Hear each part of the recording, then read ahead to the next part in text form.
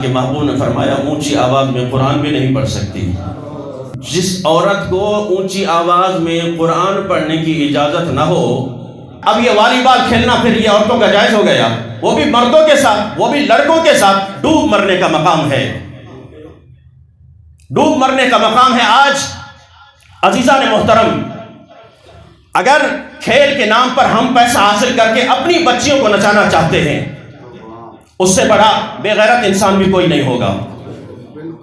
جو گیم کے مقام کے لیے پیسے کی خاطر اپنی بچیاں بے پردہ لے جا کر آفیسروں کے سامنے پیش کرے یا بیویوں کے سامنے بٹھا دے، تو پھر آپ بتائیں کہ اس سے بڑا غیرت مند کوئی شخص ہوگا؟ میں کیا لفظ کہوں ممبر کے اوپر؟